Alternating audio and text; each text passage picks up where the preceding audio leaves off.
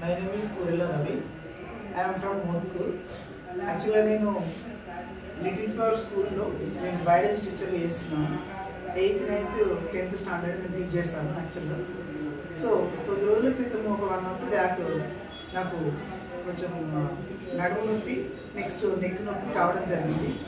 So ఎందుకు వచ్చిందని నేను అబ్జర్వ్ చేస్తే నేను రీసెంట్గా ఇల్లు కన్స్ట్రక్షన్ చేసినప్పుడు కొంచెం బరువులు అవన్నీ జర సెల్ఫ్గా ఒక్కనే మోయడం వల్ల అది నాకు ప్రాబ్లం అయింది.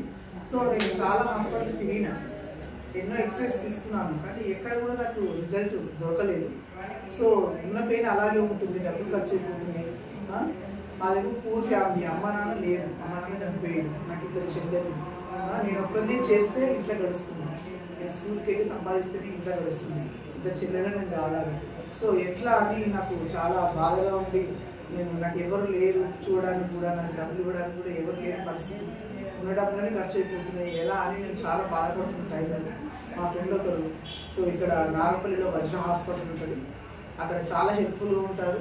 సో పూర్ పీపుల్స్కి అయినా కూడా సో కొంచెం ట్రీట్మెంట్ బాగా ఇస్తారు, పూర్ పీపుల్స్కి హెల్ప్ చేస్తారు. వాళ్ళు ఎవరైతే పేదవాళ్ళు ఉంటారో వాళ్ళకు సో ఎంతవరకు హెల్ప్ చేయాలి, వాళ్ళకి హెల్ప్ చేస్తారు కంపల్సరీ, మీరు వెళ్ళండి అని నాకు సజెస్ట్ చేయడం జరిగింది. సరేలే, ఏ హాస్పిటల్ అయినా అంతే ఉంటుంది, ఎక్కడ పోయినా కానీ నేను చూసాను చాలా హాస్పిటల్స్, నాకు అప్పటికే రిస్క్ వచ్చేసింది. ఏ హాస్పిటల్ అయినా అంతే కమర్షియల్ ఉంటారు, డబ్బులు మిగుతారు, ఇవన్నీ నేను చాలా చోట్ల చూసి వచ్చినాను. సరేలే, ఒకసారి ఇంతగానో చెప్తుంది కదా హాస్పిటల్ గురించి, ఇక్కడ ఉంటారంటున్నారు కదా, ఒకసారి వెళ్ళొద్దామని నేను వచ్చాను. వచ్చిన రోజు ప్రతి ఒక్కరు నన్ను చాలా రిసీవ్ చేసుకున్నారు. రిసెప్షన్ దగ్గర నుంచి doctors, junior doctors, senior doctors అందరూ చాలా బాగా రిసీవ్ చేసుకున్నారు.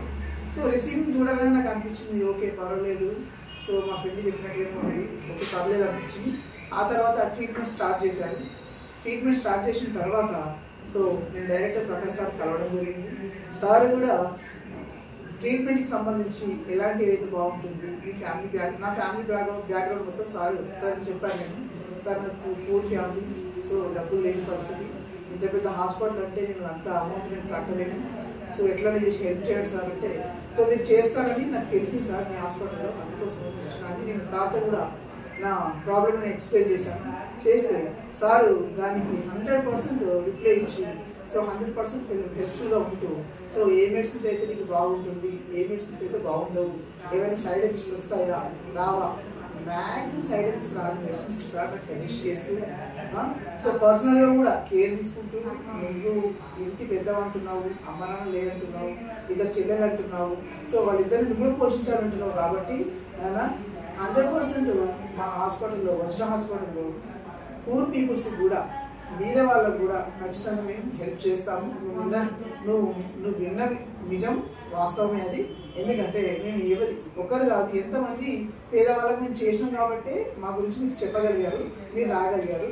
కాబట్టి 100% మీకు సైడ్ ఎఫెక్ట్స్ మెడిసిన్స్ సజెస్ట్ చేస్తూ, అంతేకాకుండా నీకు పర్సనల్గా కూడా హెల్ప్ చేస్తానని సారు మాకు హామీ ఇచ్చారు. సో మిగతా డాక్టర్స్ సార్లు కూడా ఎంతో 100% హెల్ప్ఫుల్ నాకు చేశారు. సో ఆ తర్వాత ప్రకాష్ సార్ కూడా తన పర్సనల్ గురించి కూడా నీకు ఏ టైంలో కావాలంటే ఆ టైంలో ఫోన్ చేయను అంటే, నాకు ఏ నైట్ ఫోన్ చేసినా కూడా నాకు సార్ హెల్ప్ఫుల్గా దానికి సంబంధించి రిప్లై ఇచ్చారు. సో నేను స్టార్టింగ్లో జస్ట్ ఇట్లా లేచి నడవలేని పరిస్థితి, సో ఇట్లా నిలబడలేని పరిస్థితి, ఇట్లా కూర్చోలేని పరిస్థితి, ఇలా మెడలు కూడా నెక్ కూడా తిప్పలేని పరిస్థితిలో ఉన్నా నేను. అలాంటి సిచ్యువేషన్లో నాకు మనీ లేవే, నేను ఇంత అమౌంట్ పెట్టి నేను చేయించుకోగలుగుతానా అని భయపడ్డాను నేను. కానీ వజ్ర హాస్పిటల్కి వచ్చిన తర్వాత చాలా మ్యాక్సిమం ఆ పెయిన్స్ అన్నీ మొత్తం క్యూర్ అయిపోయినాయి. నేను ఇప్పుడు నడవగలుగుతున్నాను, నేను స్కూల్కి వెళ్ళగలుగుతున్నాను, స్కూల్లో నేను టీచ్ చేయగలుగుతున్నాను. సో నేను ఇంత ప్రశాంతంగా నా పనులు నేను చేసుకోవడానికి నాకు వజ్ర హాస్పిటల్ 100% హెల్ప్ అయిందని నేను మనస్ఫూర్తిగా చెప్తున్నాను. ఎందుకంటే ఏ హాస్పిటల్కి వెళ్ళినా ఎలా ఉంటుందో ప్రతి ఒక్కరు ఫేస్ చేస్తున్న విషయం ఇది. కానీ నేను పర్సనల్గా చెప్తున్నాను, హార్ట్ఫుల్గా చెప్తున్నాను. నేను ఇక్కడికి వచ్చిన తర్వాత మనీ ఎంత అంటారో అని నేను అనుకున్నాను, కానీ దానికి రివర్స్ ఎంతో బాగా చాలా తక్కువ అమౌంట్లో సైడ్ ఎఫెక్ట్స్ లేని మెడిసిన్ సజెస్ట్ చేస్తూ, ఫ్రెండ్లీగా హెల్ప్ చేస్తూ, పర్సనల్ విషయాల్లో కేర్ తీసుకుంటూ నాకు చాలా వరకు ఈ హాస్పిటల్ సార్ వాళ్ళు కానీ ప్రకాష్ సార్, మిగతా సార్ కూడా చాలా వరకు హెల్ప్ చేశారు.